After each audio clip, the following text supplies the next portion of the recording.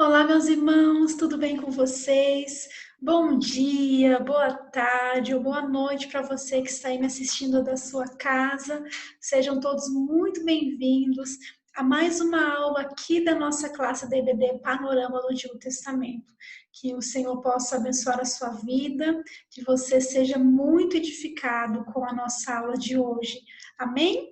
Eu gostaria mais uma vez de dizer também para os irmãos o quanto eu me alegro, o quanto é bom, o quanto é abençoador para mim estar aqui com vocês, ainda que de maneira virtual, e como eu tenho crescido, meus irmãos, com as nossas aulas, com os nossos conteúdos, com os conhecimentos que nós temos adquirido aqui durante este curso.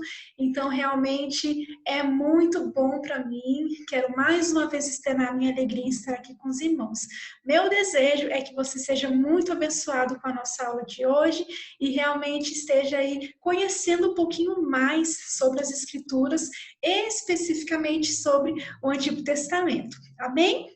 Meus irmãos, nós temos estudado aí nos últimos meses de maneira mais detalhada, mais aprofundada sobre o Antigo Testamento, sobre as ações de Deus naquele período, sobre quem foram aquelas pessoas, quem foi o povo de Deus ali naquele período e quantas coisas nós temos aprendido, não é mesmo? Como nós temos crescido.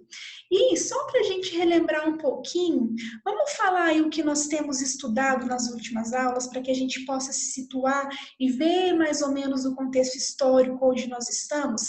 Nós vimos aí nas duas últimas aulas que após a morte do rei Salomão, o reino, ele se tornou um reino dividido, o povo se dividiu entre Israel, composto pelas 10 tribos do norte, e o reino de Judá, que se tornou o reino do sul, composto pelas 2 tribos do sul.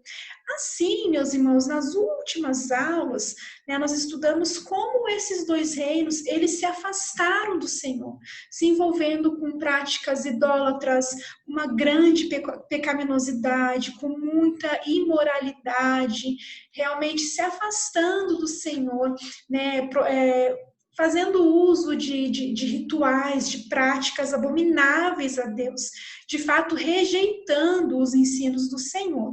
E aí nós podemos ver também que, como consequência a uma série de muitas desobediências e envolvimentos graves com pecados abomináveis aos olhos do Senhor, nós vimos que Deus trouxe juízo sobre Israel e Judá, né? E esse juízo culminou no cativeiro babilônico, onde o povo sofreu grande opressão, grande humilhação, até que a promessa de restauração se cumpriu através do rei Ciro, né, rei da Pérsia, que havia conquistado a Babilônia, e também o rei Ciro havia sido já profetizado por Isaías, pelo profeta Isaías, e esse rei permitiu que o povo voltasse para sua terra, e assim pôde acontecer a reconstrução de Jerusalém, certo?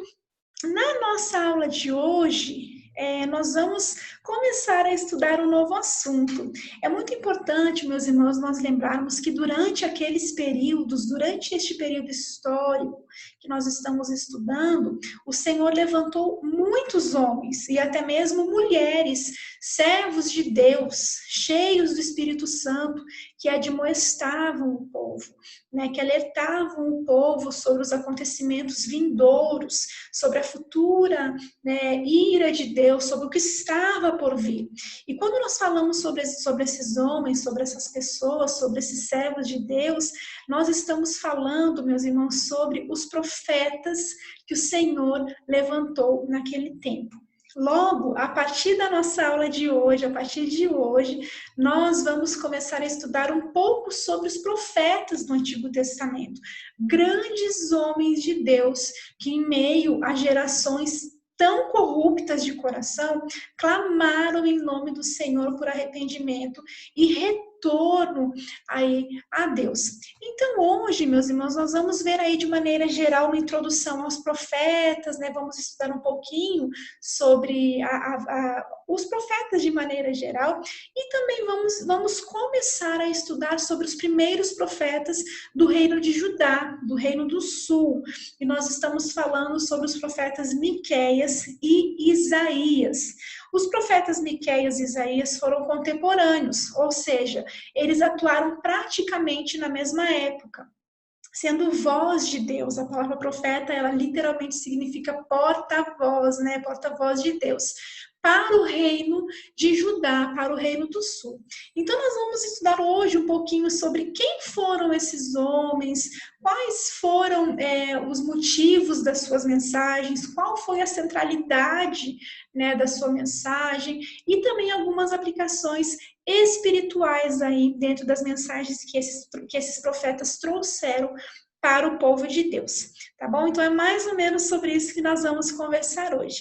Vamos orar para nós começarmos a nossa aula, que o Senhor possa realmente abençoar este momento e que você possa aí, daí onde você está também, abrir o seu coração para o que o Senhor tem para falar a você através da aula de hoje. Vamos orar?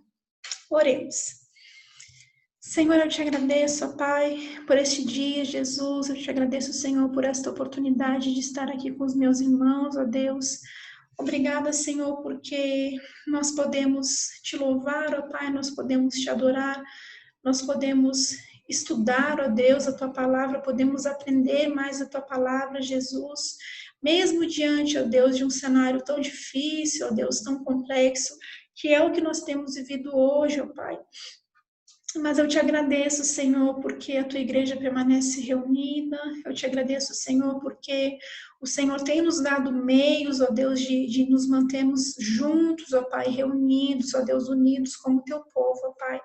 Quero te pedir agora, ó Deus, em nome de Jesus, que o Senhor use a minha vida para abençoar os meus irmãos, ó Deus, me dê sabedoria, ó Pai, me dê entendimento, Senhor, me dê a capacidade que eu preciso agora, ó Pai, para ministrar essa aula, Senhor, para transmitir um pouco da Tua palavra, Senhor, que não sejam, ó Deus, os meus pensamentos, os meus conhecimentos, mas que sejam realmente, ó Deus, palavras vindas do Senhor, ó Pai, através da minha boca, ó Deus.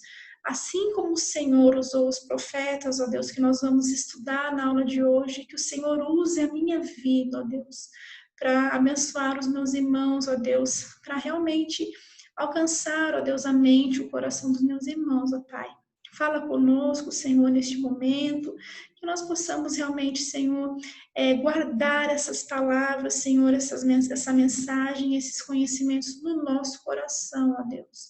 É isso que eu te peço, é isso que eu agradeço. Te louvamos, Senhor. Muito obrigada. Em nome de Jesus. Amém. Amém. Meus irmãos, então vamos começar aqui a nossa aulinha de hoje, após essa breve introdução. Nós vamos começar a falar hoje sobre os profetas, compreendendo e interpretando os profetas. E quando a maioria das pessoas fala sobre profetas, geralmente a gente logo pensa em profetas como Isaías, como Jeremias, como Daniel, porque esses profetas, eles escreveram alguns dos livros proféticos mais importantes da Bíblia, mais conhecidos da Bíblia. Contudo, é importante que nós lembremos que houve muitos homens e muitas outras mulheres em Israel que também foram profetas levantadas pelo Senhor. E muitas vezes são pessoas das quais nós nem sequer sabemos o nome, por exemplo, né? Pessoas que a Bíblia muitas vezes nem comenta, nem menciona. Então, para que a gente comece a falar um pouquinho sobre essas pessoas, é legal a gente comentar que Deus usou pessoas muito diferentes no ministério profético. Miriam, por exemplo, foi a primeira mulher, né, a desempenhar o papel de profetisa, assim como Débora também. Débora, além de profetisa, também foi juíza. E nós também podemos lembrar de Hulda. Nós falamos sobre Hulda na nossa última aula, que foi a profetisa que serviu ao rei Josias. Lembra do rei Josias, que fez uma reforma, né, uma reforma no povo, para que o povo voltasse para o Senhor, e foi essa profetisa Hulda que identificou o livro encontrado no templo como o livro da lei de Moisés. Então a gente pode ver, por exemplo, que muitos outros profetas também eram sacerdotes, como Samuel, como Jeremias, como Ezequiel, assim como também alguns outros profetas atuavam como conselheiros morais, conselheiros políticos dos reis, por exemplo, né, como Gade, como Natã. Ou seja, nós estamos vendo aí que Deus usava pessoas de classes sociais diferentes, de vários níveis sociais, para proclamar em vários contextos a sua mensagem. Então, essa diversidade de pessoas, de classes sociais, de contextos, ela era necessária para que a palavra de Deus atingisse todas as camadas da sociedade naquela época. E, infelizmente, meus irmãos, assim como nos dias de hoje, naquela época também já havia falsos profetas. Pessoas que se levantavam em nome de Deus, porém, na verdade, traziam uma mensagem mentirosa, uma mensagem enganosa, uma mensagem que não era proveniente do Senhor. E, na verdade, o que determinava se uma pessoa era de fato profeta não era a sua origem, não eram os seus descendentes, né, os seus antepassados, não era a sua função, mas era saber se Deus realmente havia enchido aquela pessoa com o Espírito Santo, se de fato Deus falava através dela, né? Então, naquela época, havia algumas evidências que podiam ser observadas nos verdadeiros profetas, né? E eu coloquei aqui algumas para a gente comentar um pouquinho. Por exemplo, os verdadeiros profetas, eles entregavam profecias que se cumpriam. Claro que nós vamos ver que muitas profecias, né, do Antigo Testamento, elas demoraram para se cumprir. Muitas profecias do Antigo Testamento, inclusive, ainda não se cumpriram. Por exemplo, as profecias sobre os últimos dias, sobre o juízo final. Porém, muitas profecias se cumpriam num prazo curto ou médio, né, médio ou curto prazo, e isso também era uma forma de Deus reafirmar que aquela profecia vinha dele, que era uma profecia de alguém que realmente servia ao Senhor. Então, os profetas de Deus, né, eles entregavam profecias que se cumpriam. Segundo fator aqui, eram conhecidos por seu caráter e sua aversão ao pecado. Então, os profetas eram pessoas que realmente se opunham ao pecado, rejeitavam o pecado, e isso podia ser observado no seu caráter, na sua vida, nas suas ações. Eram pessoas também que adoravam apenas ao Deus de Israel. Nós vimos aí que, infelizmente, tanto o povo, né, de Israel, o reino de Israel, como o reino de Judá, antes do cativeiro babilônico, eles se perderam completamente, eles deixaram o Senhor, eles se envolveram em práticas imorais, em práticas idólatras, né, em práticas abomináveis, em rituais abomináveis aos olhos do Senhor, e eles se tornaram adoradores de vários deuses, de várias entidades. Em contrapartida, o profeta, aquele que servia a Deus, adorava apenas ao Deus de Israel, certo? Então, essa era mais uma evidência de que realmente era uma pessoa que realmente pertencia ao Senhor. E, por fim, eram inspirados pelo Espírito Santo, não falavam deles mesmos, eles falavam do que o Senhor transmitia para eles. E o Espírito Santo lhes dava ousadia e coragem. Imagine você ser chamado para ser um profeta, para ser porta-voz, boca de Deus, numa época como aquela de tanta corrupção, de tanta pecaminosidade, né? Nada tão diferente, eu acredito, do que nós temos vivido nos dias de hoje, né? Esse mundo que jaz no maligno. Mas imagine você, a coragem e a ousadia que essas pessoas elas precisavam ter. Certamente isso vinha do Espírito Santo, né? Essa força, essa coragem, essa determinação, ela vinha da parte de Deus. Então aí nós vemos algumas evidências de verdadeiros profetas. Então, meus irmãos, nós podemos entender com base nessas primeiras considerações, que os profetas eles eram mensageiros de Deus, né? Eles entregavam palavras de julgamento, bem como de incentivo, de esperança. Então, a maneira como aqueles homens recebiam a direção de Deus, né, recebiam a mensagem do Senhor, o que o Senhor gostaria que o povo ouvisse, nem sempre fica claro na Bíblia, certo? Mas ao receberem a mensagem por parte do Senhor, eles expressavam essas mensagens adaptadas à realidade do povo que iria ouvir.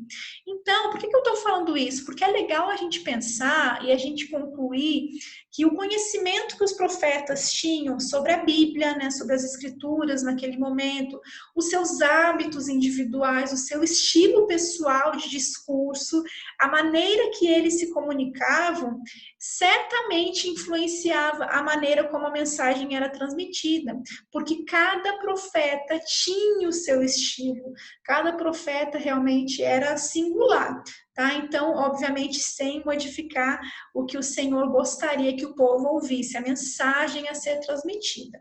Às vezes, essas mensagens, elas eram transmitidas oralmente, né, falada. Em outras ocasiões, elas eram praticamente encenadas de uma maneira teatral pelo profeta, porque a Bíblia fala, infelizmente, que as pessoas não davam ouvidos, né, que as pessoas não davam atenção para os profetas, então eles precisavam de alguma forma chamar atenção. E às vezes eles compartilhavam a mensagem do Senhor de maneira teatralizada mesmo.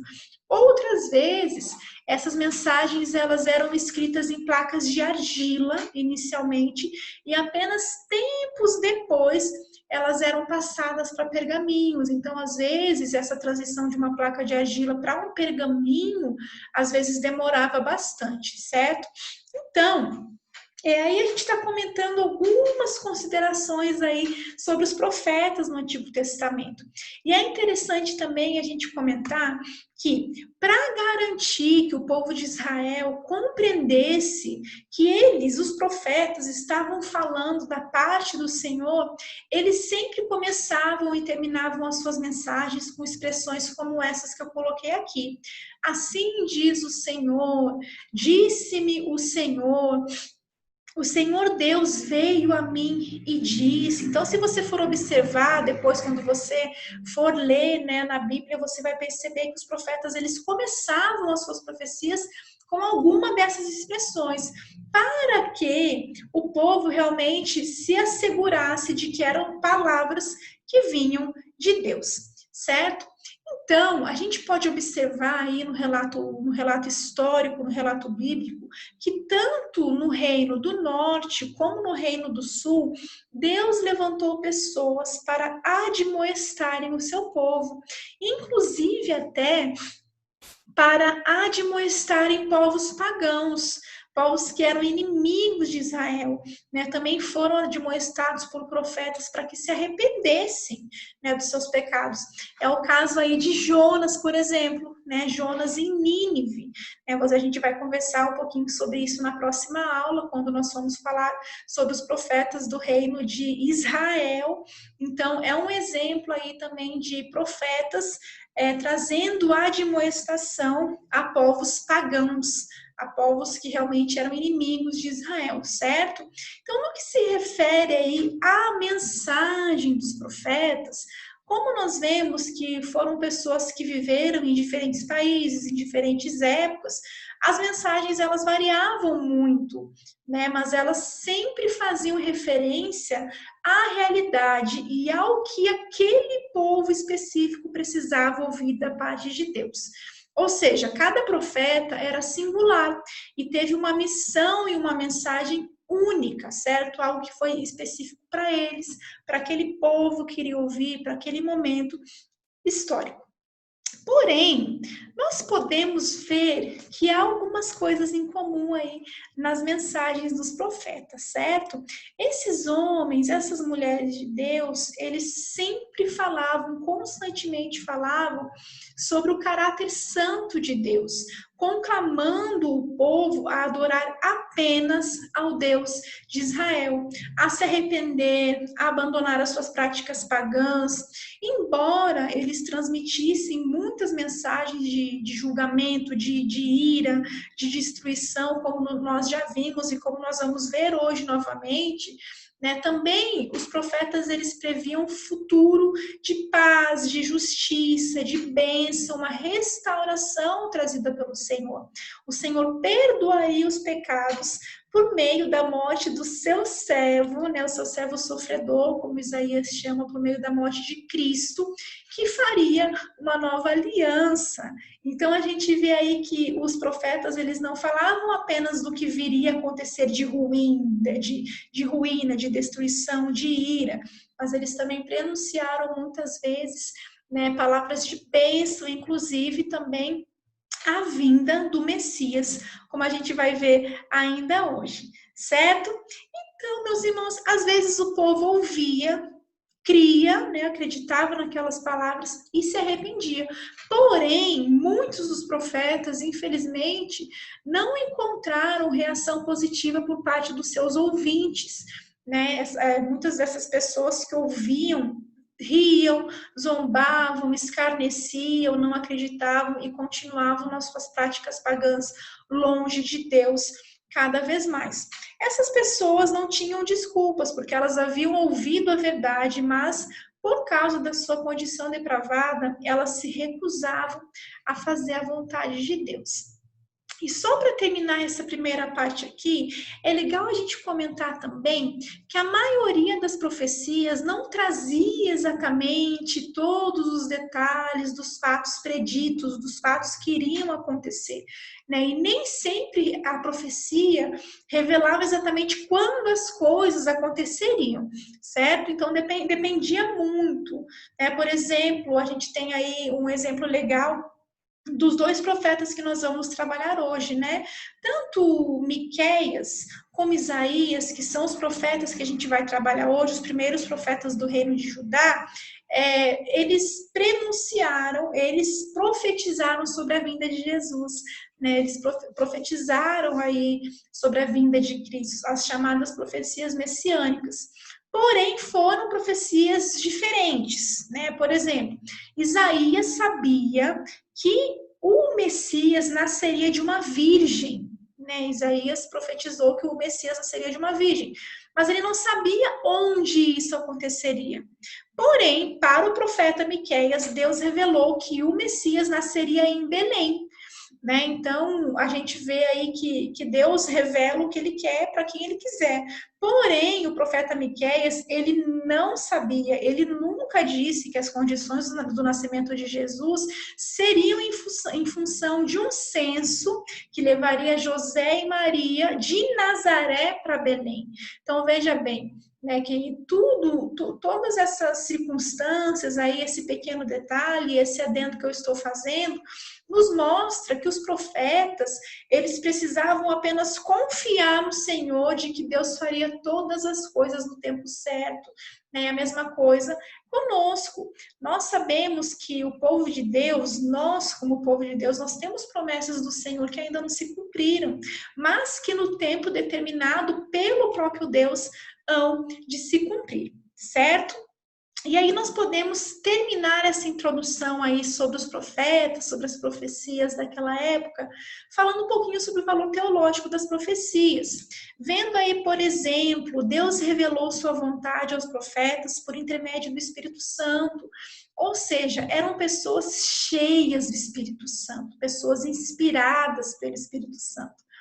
Os profetas comunicaram a mensagem divina oficialmente, usando para isso palavras cujo significado estava relacionado à realidade dos ouvintes.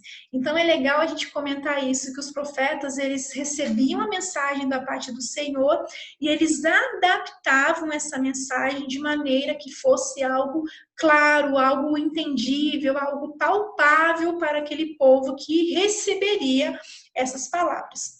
Deus revelou gradualmente e não de uma vez só informações a respeito de fatos futuros, que foi o que eu acabei de comentar, né? Os atos futuros de Deus são garantidos, mas só Ele conhece a data em que cada um acontecerá. Nós não sabemos quando o Senhor vai agir, de que maneira Ele vai agir, mas o que nós sabemos e que nós podemos estar seguros e ter certeza é de que os atos futuros do Senhor, eles são garantidos e eles se cumprirão. O reino de Deus será estabelecido na terra, portanto, os crentes têm esperança e aguardam o dia em que adorarão o Senhor diante do seu trono. Essa aí é uma das promessas que o Senhor nos fez, né? Que o seu reino ele será estabelecido na terra. E essa é a nossa esperança, de um dia nós estarmos eternamente com o Senhor. Amém? Então, meus irmãos, essa primeira parte, esses primeiros comentários foram só uma introdução aí um pouquinho sobre os profetas, sobre o seu ministério, como que funcionava, né? E hoje nós vamos comentar um pouquinho sobre os primeiros profetas de Judá, sobre os primeiros profetas do Reino do Sul. Nós vimos, meus irmãos, a nossa última aula, inclusive, né, antes do Pedro falar sobre o pós-exílio, depois a Vani veio falando sobre Jó, que foi muito bom, nessas duas últimas aulas foram maravilhosas. Nós falamos na nossa última aula sobre os últimos 150 anos do reino de Judá e vimos aí uma série de reis. Você lembra disso? Vimos vários reis que não serviram ao Senhor, que levaram o povo à ruína espiritual, à decadência espiritual mesmo, com exceção de poucos que tentaram fazer com que o povo voltasse para o Senhor. Mas nós vimos aí que esse reino do sul, o reino de Judá, ele sofreu sob o domínio de uma série de reis que não serviram a Deus. A maioria desses governantes não amava o Senhor como o rei Davi amou, por exemplo. Então, se a gente retomar aí alguns fatos desse reino, né, de alguns reis, por exemplo, o rei Roboão, por exemplo, edificou 12 altares a Baal e permitiu que a prostituição cultural ela se espalhasse em Judá. O rei Asa e o rei Josafá, eles tentaram eliminar o baalismo, mas essas práticas pecaminosas, elas ainda estavam presentes durante o ministério profético aí de Miqueias e Isaías, porque os reis Acás e Manassés, que foram reis terríveis, que nós comentamos na nossa última aula, estimulavam essas práticas, estimulavam esses cultos, estimulavam a adoração pagã, a adoração a outros deuses, rituais que o Senhor abomina, né? Então a gente vê aí que Miqueias e Isaías presenciaram 4 épocas nas quais houve 4 reis bastante distintos em Judá. Então, só para que a gente se lembre um pouquinho de quem foram esses reis, né? Foi nesse período aí, durante esses reinados, que Isaías e Miqueias puderam aí exercer o seu ministério profético, certo? Uma vez que eles foram contemporâneos, eles viveram na mesma época. Quando Isaías começou a profetizar, meus irmãos, Uzias era o rei, né? Deus havia abençoado muito o rei Uzias. A Bíblia fala que tudo que o rei Uzias fazia prosperava. Porém, Uzias se tornou um rei muito orgulhoso. E aí ele foi acometido de lepra, porque ele se tornou muito orgulhoso.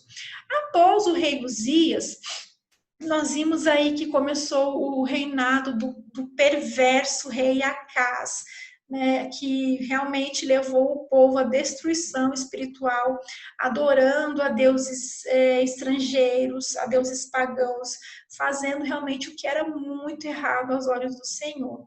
Porém, depois de Acás, vem o seu filho Ezequias.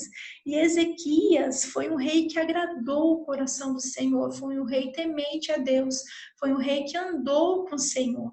A Bíblia nos conta aí que realmente Ezequias promoveu uma reforma no povo, para que o povo se voltasse para Deus, destruiu os ídolos. Enfim, Ezequias foi um rei que buscou o Senhor, né, retirando todos os ídolos do meio do povo. E foi, inclusive, Ezequias, o rei, que foi liberto da ameaça da Síria, né, de Senaqueribe. Você lembra? É que nós comentamos na nossa última aula que em uma noite, em uma única noite, o anjo do Senhor matou 185 mil homens, né? Então a gente vê que realmente foi um rei que andou com o Senhor. E apesar de Ezequias amar a Deus, infelizmente o seu filho Manassés não seguiu ao Senhor. Manassés foi um dos piores reis também nesse sentido de promover aí o distanciamento do povo em relação a Deus, porque Manassés levou Judá ao fundo do poço espiritual.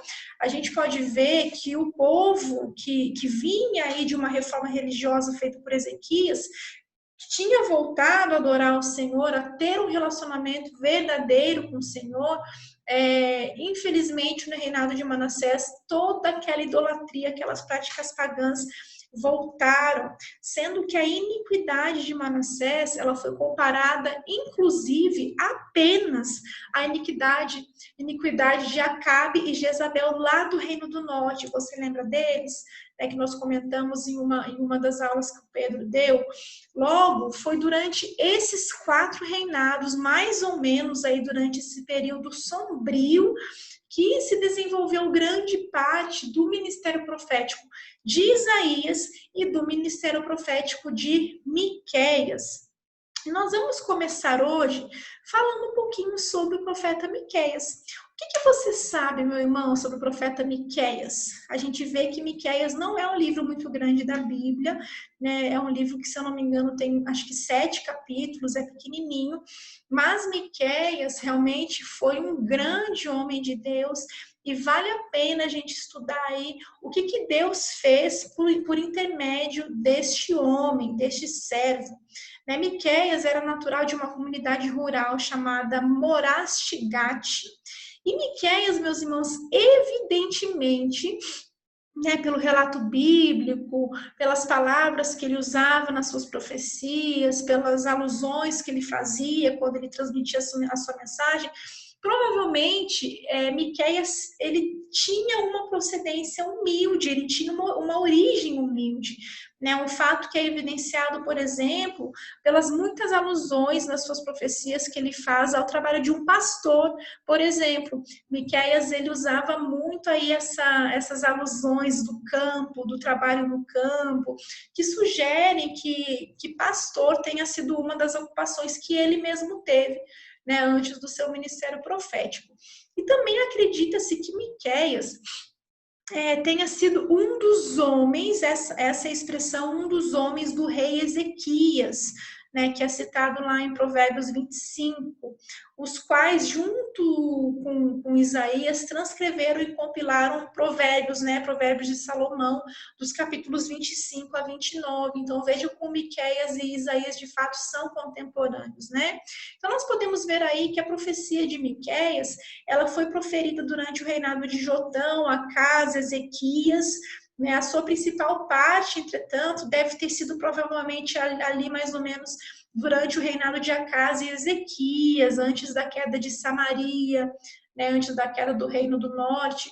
Porém, Miqueias também proferiu algumas profecias até os primeiros anos do reinado perverso de Manassés, né? Do filho de Ezequias. Então, a gente vê aí que Miqueias e Isaías, eles de fato foram contemporâneos, eles atuaram na mesma época. Porém, há algumas diferenças aí nos ministérios deles que a gente vai comentar um pouquinho mais para frente ainda hoje, mas a gente vê aqui que o ministério de Miqueias, ele foi o equivalente rural ao ministério de Isaías, porque Miqueias, ele se dirigiu mais ao povo do interior, certo? Então, a gente vai ver aí que realmente eles foram contemporâneos, mas que Isaías, ele teve a sua mensagem centrada mais no meio urbano e Miqueias mais no meio rural, mais alcançando pessoas do interior daquela época. Para a gente saber um pouquinho mais sobre Miqueias, mais algumas informações sobre esse profeta, ele é reconhecido, meus irmãos, como o único profeta cujo ministério foi desenvolvido, foi desempenhado visando tanto a Judá como a Israel.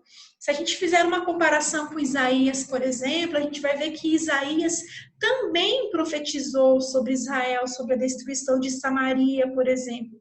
Mas a sua profecia, ela era a respeito de Judá e Jerusalém, ou seja, ela era direcionada para o Reino do Sul, né, diferente de Miqueias. Então, nós vemos aqui que o objetivo histórico do livro de Miqueias era enfatizar o peso da próxima ira divina sobre a nação, em virtude dos seus pecados de violência, de injustiça social, enquanto eles fingiam ser religiosos.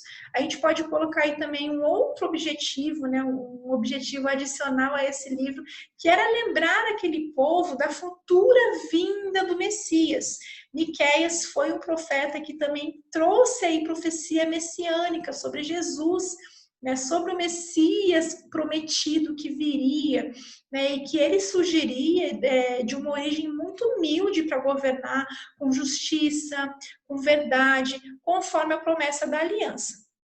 Se nós formos falar aí dos temas, né, que o livro de Miqueias trabalha, dos temas da sua mensagem, da sua profecia, a gente vê que o livro de Miqueias começa com o profeta falando sobre a ira de Deus, né, que uma grande calamidade viria sobre Jerusalém, pois o povo estava completamente pervertido, seguindo seus próprios caminhos, seguindo as suas próprias vontades, ouvindo, dando atenção a doutrinas de falsos profetas, os ricos roubando dos pobres, e o povo achando que Deus seria misericordioso e que Deus nunca os puniria. É interessante a gente ver que o livro de Miqueias ele fala sobre isso. Então a gente pode observar aqui algumas dessas observações que eu acabei de fazer em alguns trechinhos aí do comecinho de Miqueias. Vamos dar uma olhadinha? Olha só. Miqueias 1:9. Pois a ferida de Samaria é incurável e chegou a Judá. O flagelo alcançou até mesmo a porta do meu povo, até a própria Jerusalém. Então a gente pode ver aqui que é uma profecia contra a queda de Samaria, ou seja, Miqueias também profetizou em relação ao reino do norte. A gente vê que apesar de ter sido um profeta mais direcionado para o reino do sul, ele também fez profecias aí para o reino do norte. Rapem as suas cabeças em pranto por causa dos filhos, nos quais vocês tanto se alegram. Fiquem calvos como a águia, pois eles serão levados de vocês para o exílio. Essa aqui é a linguagem, a nova linguagem de hoje, né? Mas, se a gente for ver em algumas outras linguagens, esse versículo, ele fala, pois os seus filhos serão levados para a Babilônia, cativos para a Babilônia. Então, a gente vê que muito antes do cativeiro acontecer, Miqueias já tinha profetizado que isso aconteceria. Não preguem, dizem os seus profetas, não preguem acerca dessas coisas, a desgraça não nos alcançará. Veja aqui que Miqueias está falando dos falsos profetas. Essa era uma mensagem compartilhada naquela época. Não fala de destruição, não fala de ira, não. Isso não vai acontecer. A ira de Deus, a desgraça não vai nos alcançar.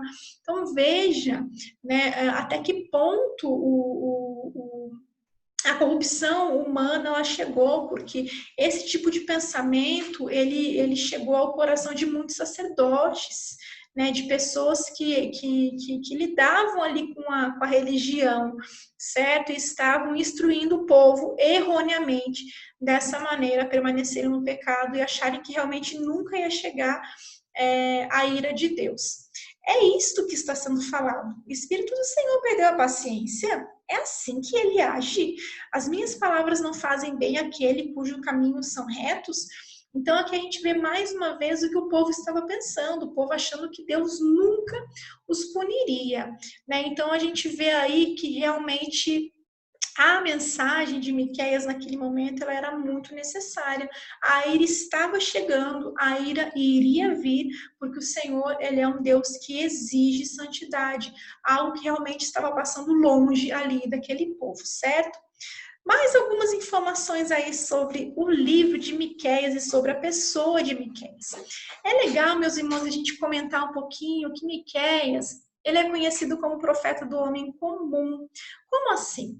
Ele mesmo veio de uma origem muito humilde, né? Então Miqueias conhecia as condições difíceis, né? As condições terríveis que os pobres viviam naquela época. Então ele tomou para si a causa dos pobres, dos oprimidos, né, contra os líderes daquela nação que visavam os seus próprios interesses. Então a gente vê que durante todo o livro de Miqueias, ele denuncia a opressão do fraco, o suborno entre os líderes, o ato de expulsar as mulheres dos seus lares e toda espécie de roubo. Então, a gente também pode ver que Miqueias também profetizou sobre a vinda de Jesus, como a gente já falou, né? Surpreendendo aquela nação com o anúncio de que o futuro governador de Israel, o Messias prometido, viria de uma pequena e insignificante cidade, né? Porque realmente era assim que Belém era vista naquela época, pequena e insignificante, não faz diferença. Ao invés da opulenta capital, Jerusalém, e aí Miqueias apresenta Jesus como um pastor, como Davi era, né? Como um bom pastor. E aqui a gente vê Miqueias 5:2 falando: mas tu, Belém Efrata, embora sejas pequena entre os clãs de Judá, de ti virá para mim aquele que será o governante sobre Israel. Suas origens estão no passado distante, em tempos antigos.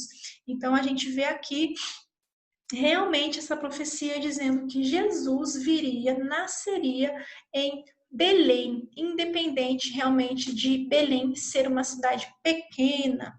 E outro fato interessante, bem legal aí do livro de Miqueias, é o fato de que no Antigo Testamento, irmãos, não se encontra um resumo da lei mais simples e mais profundo do que o que a gente vê em Miqueias 6, dos versículos 6 a 8. Vamos dar uma olhada aqui?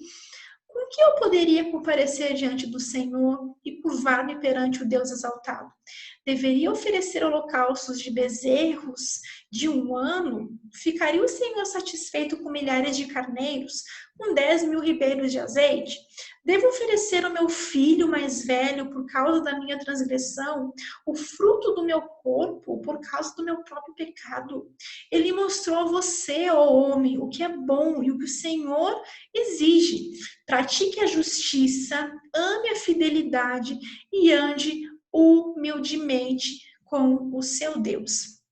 Nós podemos ver aqui, diante de todos esses versículos, que ele faz um paralelo com aquilo que aquele povo achava que deveria ser feito, né? Por exemplo, eu deveria oferecer sacrifícios, eu deveria oferecer bezerros, né? Milhares de carneiros, 10.000 ribeiros de azeite, eu devo oferecer o meu próprio filho.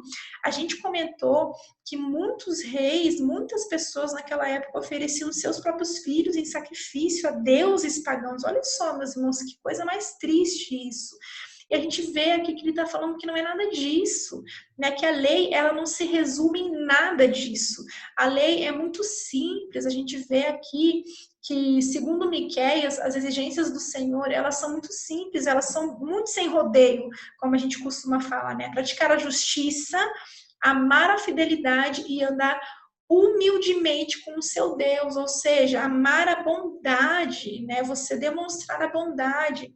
Do mesmo modo que Jesus, lá no Novo Testamento, ele resumiu a lei como amor para os líderes daquele tempo, aqui também Miqueias resumiu a lei como justiça, como misericórdia e modéstia, falando tudo isso para um povo completamente desprovido dessas qualidades, embora estivessem muito ocupados com a religião, certo? Então é legal a gente comentar aqui sobre isso.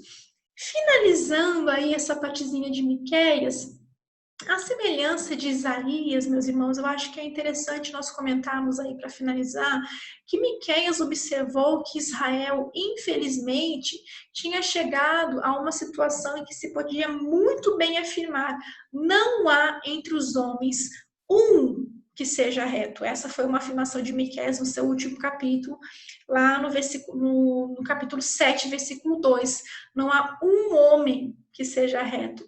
Então, naquela época, Miqueias observou que todos os homens eram iníquos. Eles só cuidavam dos próprios interesses naquela sociedade completamente idólatra. Então, viver nos primeiros anos ali do reinado de Manassés, que provavelmente foi o fim, né,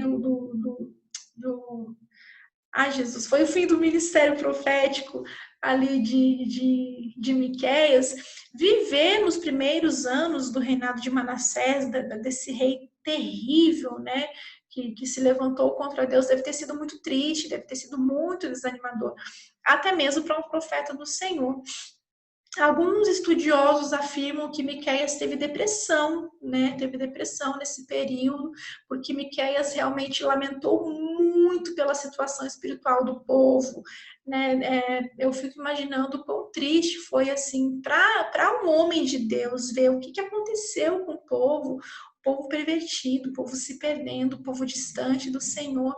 Porém, é muito bonito a gente observar nos últimos versículos do capítulo 7, o último capítulo de Miqueias, que ele se lembrou de que Deus, o Senhor, ele é um Deus de salvação, que o Senhor, ele é um Deus que ouve as nossas orações.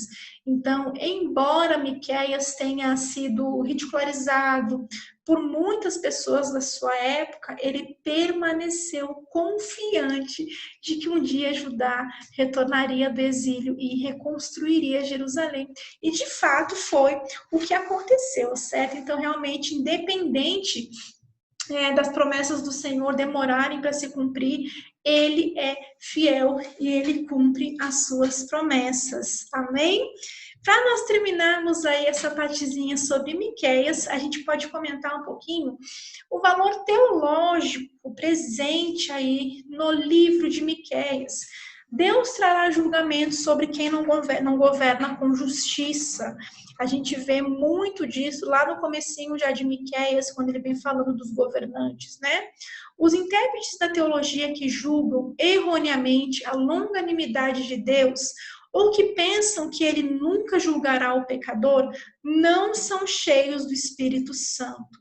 Então a gente viu aí que naquela época muitos sacerdotes estavam pensando assim, que Deus não traria a sua ira, o seu juízo sobre o povo, porém, infelizmente, não eram pessoas cheias do Espírito Santo. Os rituais vazios são inúteis. Deus deseja que o povo tenha um coração humilde e se comporte de maneira justa e bondosa para com os seus semelhantes. Então, aqui a gente vê aquela síntese da lei que Miqueias compartilhou aí com o povo. Se confiarmos em Deus e em suas promessas, é possível ter esperança em meio à opressão e violência. Eu fiquei realmente encantada com esse item aqui, porque realmente é o que aconteceu na vida de Miqueias. Ele estava vivendo ali um período de opressão, ali no comecinho já do reinado de Manassés. A gente não sabe, né, o que poderia estar acontecendo com esse servo de Deus. Mas é possível, nós temos esperança em meio à opressão, em meio à violência, em meio aos dias difíceis como esses que a gente está vivendo, por exemplo. A gente confia que o Senhor, ele cumpre as suas promessas. Então, nós vivemos à espera do cumprimento das promessas do Senhor, crendo que elas são verdadeiras, crendo que elas são reais e que no tempo certo, no tempo estipulado por Deus, elas sim se cumprirão. E por fim, o Messias nasceu em Belém, como profetizou Miqueias, e um dia reinará sobre toda a terra, certo? E aí, então, a gente pôde conhecer um pouquinho aí sobre esse primeiro profeta, um dos primeiros profetas do reino do sul, do reino de Judá. Bem, nós comentamos aqui então hoje sobre Miqueias, mas vamos comentar um pouquinho sobre Isaías. Meus irmãos, Isaías é um profeta muito conhecido, né? Inclusive é um livro bastante grande da Bíblia, né? Isaías é um livro bastante extenso. E Isaías é um profeta conhecido como o príncipe dos profetas do Antigo Testamento. Por quê? Isso se dá em função do seu grande ímpeto, né, do seu caráter majestoso, da sua visão teológica, do conteúdo messiânico da sua profecia, né, da sua mensagem. Então, a gente vê aí que as tradições judaicas, elas indicam que Isaías era primo do rei Uzias e que, infelizmente, né, Isaías tenha sido cerrado ao meio pelo terrível rei Manassés, certo? Que foi aí realmente um período que Isaías sofreu bastante aí antes de ser morto. Então a gente vê aí um pouquinho sobre a pessoa de Isaías, que Isaías era dotado de uma espiritualidade muito profunda, Isaías era muito bem educado, ele atuou como capelão da corte de 4 reis de Judá, por um período aí aproximadamente de 50 anos. Então a gente vê aí que Isaías ele profetizou durante mais de 60 anos, desde antes da morte do rei Uzias, até mais ou menos algum tempo depois da morte de Senaqueribe, certo? Você lembra, né, do rei Senaqueribe, que quis invadir Judá, né, desafiando o nome de Deus. Então, tudo indica que Isaías tenha escrito a maior parte do livro, né, do seu livro, do livro de Isaías, durante os reinados de Uzias, Jotão, Acaz, Ezequias, e o restante dos capítulos, provavelmente do capítulo 40 ao capítulo 66, durante o reino tirânico de Manassés. A gente vê que o livro de Isaías ele tem muitos objetivos, mas esses objetivos eles podem ser resumidos em 2.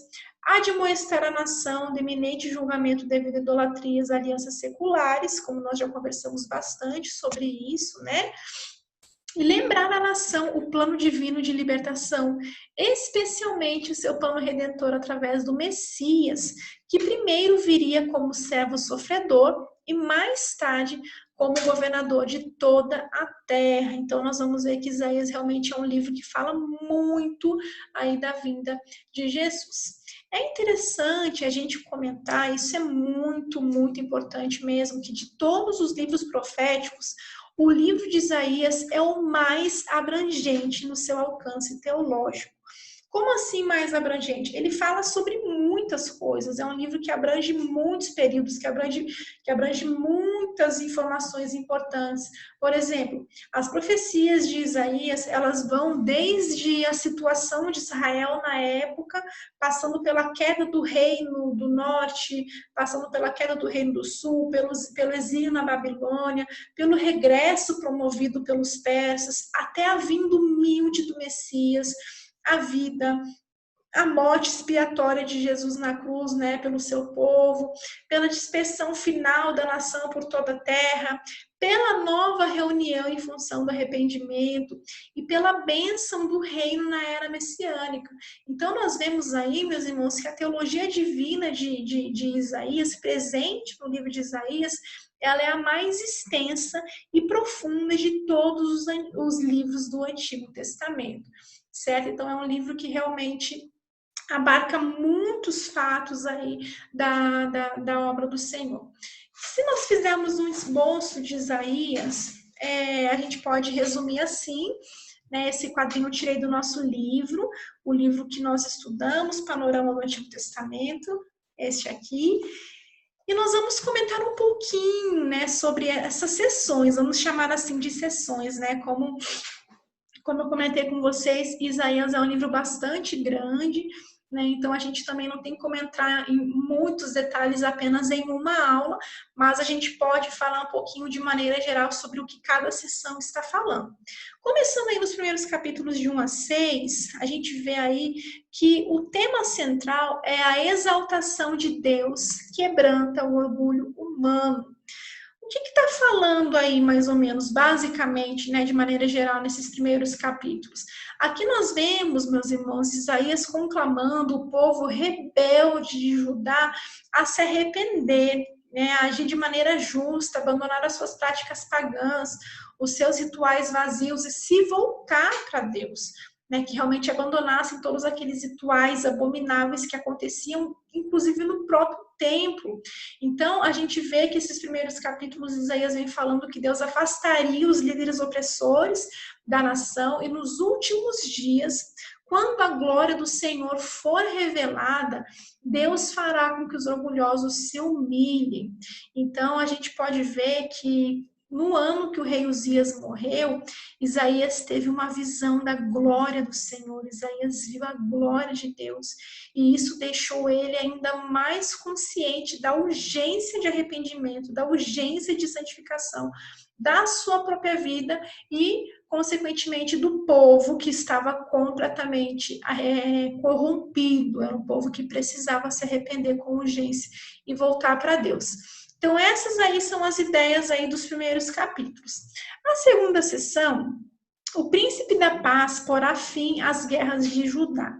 Como a gente pôde observar, né, meus irmãos, nas nossas últimas aulas, naquela época havia muitos confrontos bélicos, havia muitas guerras, né, durante o reino de Acás.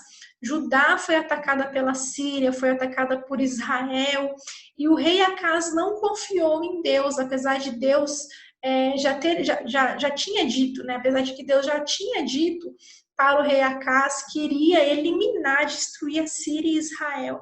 Ainda assim, Acás não confiou no Senhor. Então, nesse ínterim, Isaías profetizou que chegará o dia em que o príncipe da paz dará fim a todas as guerras de Judá, prevendo a vinda do Messias prometido, que governaria para sempre no trono de Davi. Terceira sessão, o plano soberano de Deus para as nações. É legal nós comentarmos isso aqui, por quê? Pelo fato de, naquela época, muitas nações terem crescido muito, terem tido muito sucesso em guerras, em confrontos, né, terem muitas riquezas, muito poderio militar, a gente vê que muitas nações se tornaram muito orgulhosas, né? E que Isaías profetizou a queda de muitas delas, que eram consideradas grandes impérios, por exemplo, da Babilônia, da Síria, da Filístia, de Moabe, de Tiro, Edom, Arábia, enfim, né? Então, no dia do Senhor, essas nações, elas seriam destruídas quando a ira de Deus se acendesse sobre elas. Então, a gente pode observar que esses acontecimentos preditos aí pelo profeta Isaías, eles simbolizam o dia do juízo final, que é quando todos nós, independente de quem nós somos, independente das nossas riquezas, dos nossos bens, prestaremos contas a Deus. Então a gente vê que por causa da iniquidade, Deus punirá os homens, os reis, as cidades orgulhosas, e ele reinará com seu povo em Sião. Então a gente vê que nesses capítulos, né, Isaías também fala que a morte será aniquilada, as lágrimas cessarão, e todos cantarão de júbilo no farto banquete que o Senhor Deus oferecerá. Então também é uma profecia que diz respeito aí aos últimos tempos, é uma profecia escatológica, certo? Próxima sessão, confiar em Deus ou no poderio militar. Então, vamos fazer um link aí com a última sessão. Isaías deixa de falar sobre os planos futuros de Deus para o mundo de maneira geral, uma vez que ele estava falando sobre o juízo final, e ele vem mencionando a época próxima à queda de Israel, dizendo que os líderes de Israel seriam destruídos. Então, nessa parte aqui, nessa sessão, Isaías também condena a vã confiança no homem e não em Deus, que era o que estava acontecendo, né? O homem confiando na própria força, nos seus próprios líderes, no seu próprio poder, no seu próprio conhecimento, no seu poderio militar, quando na verdade toda a confiança deveria ser depositada no Senhor. O Deus incomparável trará libertação. Bem, embora esses capítulos aqui, né, do 40 ao 48, eles não tenham sido datados, não haja uma data específica, provavelmente eles foram registrados nos últimos dias de Ezequias, né, do bondoso rei Ezequias, do rei que serviu ao Senhor quando Manassés, o seu filho extremamente perverso, começou a reinar. Então a gente vê que aqui nessa sessão Deus estimula o seu remanescente, o seu povo remanescente fiel, a permanecer firme, confiante na sua promessa, confiante na sua palavra. Então aqui a gente vê a promessa de consolo do Senhor, né, de que esse povo tivesse esperança em Deus. E depois que Judá fosse para o exílio, Deus levantaria um rei poderoso, e o rei Ciro permitiria que o povo voltasse para sua terra. Então a gente vê que essa profecia, ela mostra que Deus realmente ainda amava aquele povo, que apesar de trazer dor, sofrimento, trazer o seu juízo, o seu julgamento, Deus já pensava em uma maneira de resgatar aquele povo, ele já tinha tudo planejado, certo? Inclusive é legal a gente ver que Isaías nomeou o rei Ciro, que muitos anos depois realmente essa profecia veio a se cumprir, que foi o rei aí usado por Deus para permitir que o povo voltasse e reconstruísse Jerusalém. Bem, o servo sofredor trará salvação. Nessa sessão, meus irmãos, Isaías profetiza sobre a vinda de Jesus, sobre a vinda do Messias. E a gente pode ver que Isaías deixa muito claro aí que o Messias ele seria uma oferta a Deus, uma oferta a Deus em favor da humanidade, porque ele levaria sobre si os pecados do mundo, embora ele mesmo não tivesse pecado algum. Então a gente pode ver aí o conhecido capítulo de Isaías 53, que fala que Jesus levou sobre si as nossas dores, as nossas iniquidades, o nosso castigo, o castigo que nos traz a paz estava sobre ele, pelas suas pisaduras nós somos sarados. E aí a gente vê esse capítulo falando que não havia em Jesus nenhuma beleza, nenhuma formosura que fosse agradável aos olhos humanos.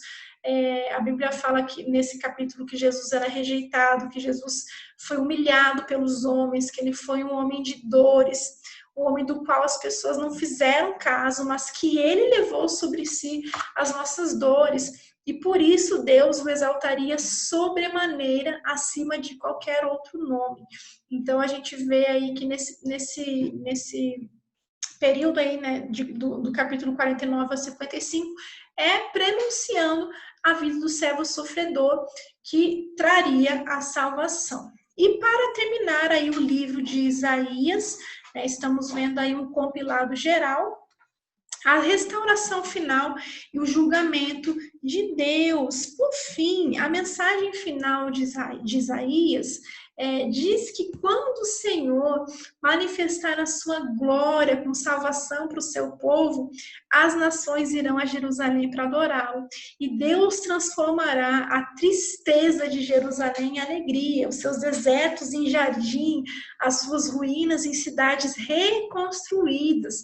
Jerusalém não seria mais considerada como uma cidade deserta, como uma cidade esquecida, né? Mas Jerusalém seria reconstruída aí pelo Senhor. Então, meus irmãos, as profecias de Isaías, para a gente finalizar esse momento, elas terminam com uma oração de louvor a Deus, né, pelo seu amor, pela sua bondade, em salvá-lo de aflições antigas aí do passado. Então, se nós pudermos comentar um pouquinho sobre a cristologia, a presença aí de Cristo, da pessoa de Cristo, no livro de Isaías, a gente pode perceber que nenhum outro livro do Antigo Testamento é tão integralmente messiânico como Isaías. Né? Isaías falou muito sobre a vinda de Jesus e com bastante detalhes. Alguns estudiosos, algumas vezes, chamam Isaías de o quinto evangelho ou o profeta evangélico, em virtude das muitas previsões detalhadas sobre o Messias. Inclusive, às vezes, algumas informações estão contidas em Isaías que não estão contidas nos evangelhos, por exemplo. Então, a gente vê que Isaías profetizou em detalhes sobre a pessoa, sobre o caráter de Cristo e sobre a obra que ele faria no mundo. Com base nisso, valor teológico de Isaías. Vamos dar uma olhadinha aqui no que nós podemos encontrar na mensagem de Isaías? Deus odeia o orgulho e ama a humanidade. os orgulhosos serão destruídos e apenas Deus será exaltado. Deus tem o controle soberano sobre todas as nações da terra. Deus enviará o Emanuel, príncipe da paz, o rei Messias, para libertar seu povo e estabelecer seu reino.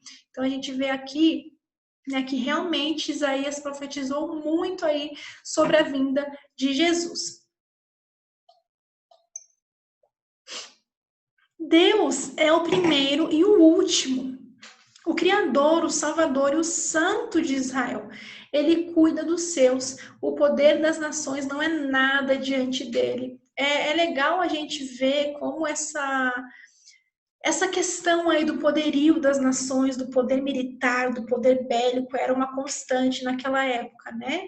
Que realmente os povos, eles temiam, eles tremiam diante de algumas nações, diante do ataque, né, de algumas nações, da ameaça de algumas nações.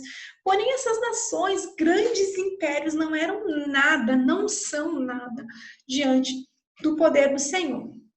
O servo sofredor pagou a penalidade dos pecados de todo mundo, mediante sua morte e glorificação. Ele é a luz para todas as nações, e por meio dele, muitos judeus e gentios serão santificados e desfrutarão o reino glorioso de Deus. Amém! Aqui a gente vê realmente que em Isaías nós temos essa mensagem de que Jesus pagou a penalidade, né, dos nossos pecados, dos pecados de todo o mundo, mediante a sua morte. E para nós finalizarmos, meus irmãos, a nossa aula de hoje, que realmente estamos comentando aí com detalhes sobre os primeiros profetas do reino de Judá, Miqueias e Isaías, a gente pode comentar aqui algumas semelhanças e alguns contrastes entre eles, uma vez que esses profetas, eles foram contemporâneos, né? Eles realmente trabalharam juntos, talvez mais do que qualquer outro par de profetas da escrita, né, do Antigo Testamento, exceto Ageu e Zacarias, né? Sem contar com a diferença do tamanho, né, dos livros. A gente vê aí que Miqueias é um livro pequenininho, tem 7 capítulos, Isaías é um livro grande, tem 66 capítulos, mas a gente vê que há semelhanças e há diferenças entre eles. Semelhanças. Profetizaram a próxima invasão pela Síria, os dois profetizaram aí essa invasão. Falaram do livramento de Judá, mas também de um cativeiro posterior na Babilônia. Os dois profetizaram sobre o cativeiro. Enfatizaram a futilidade de uma religião meramente ritual, que era o que estava acontecendo, né? Uma religião vazia, ritos vazios, rituais sem sentido. Profetizaram a vinda do Messias. Isaías falou do seu nascimento virginal e Miqueias determinou o local do seu nascimento, que era algo que nós comentamos aqui anteriormente. Profetizaram o livramento final de Israel, que teria de ser precedido por arrependimento. Então a gente pode observar, meus irmãos, que o arrependimento era uma constante aí na mensagem desses profetas. Agora, alguns contrastes entre eles. Por exemplo, Isaías dirigiu-se principalmente à aristocracia urbana de Jerusalém. Miqueias falou ao povo comum da zona rural. Então a gente pode observar que, como eu falei no comecinho, né, que o contexto do profeta também iria interferir na maneira como ele entregaria a mensagem. Então é legal a gente ver que, como Miqueias falou para o povo da zona rural, para o povo do campo, ele usava constantemente alusões de campo, né, nas suas profecias. Isaías ocupou-se em grande escala com o cenário internacional e as falsas alianças políticas de Judá. Miqueias focalizou os pecados pessoais e sociais de injustiça que eram predominantes em Judá. Lembra que Miqueias foi conhecido como o profeta do homem comum, que ele tomou para si as dores dos pobres, dos fracos, dos oprimidos, das mulheres que eram expulsas das suas casas. Então, isso também fica bem claro aí nos textos desses profetas. Isaías estendeu o julgamento às nações circunvizinhas. Miqueias limitou a condenação a Judá e Israel. Lembra que nós falamos que Miqueias foi o único profeta aí que proferiu profecias para os dois reinos, tanto Judá como Israel.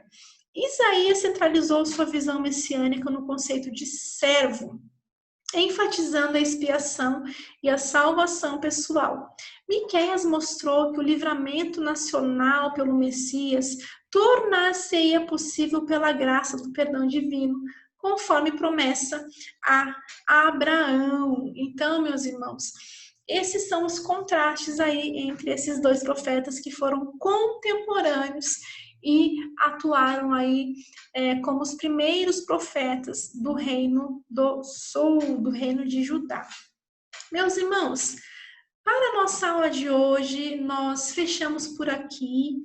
Só para a gente relembrar um pouquinho o que nós estudamos na nossa aula de hoje, a gente comentou inicialmente um pouco, de maneira geral, sobre os profetas, sobre como se dava esse ministério na época do Antigo Testamento, né? Como que essas pessoas elas exerciam esse ministério profético, né, direcionadas pelo Espírito Santo.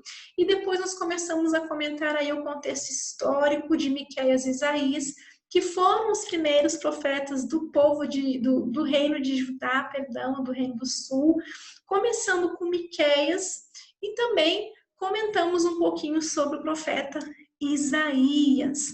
Espero que essa aula tenha abençoado a sua vida, que você realmente possa fazer uso dessas informações, que Deus realmente te abençoe nesse momento. Quero mais uma vez agradecer pela sua presença. Minha oração é para que o Senhor abençoe a sua vida, enche o seu coração de paz durante esse período, cuide de você, cuide da sua família e, se Deus quiser, em breve nós estaremos juntos. Tá bom, meus irmãos? Um beijo para vocês. Um abraço com todo o meu carinho. Que o Senhor abençoe vocês em nome de Jesus. E se Deus quiser, nos encontramos na nossa próxima aula. Um beijo. Deus abençoe. Tchau, tchau. Até a próxima aula. Fiquem com Deus.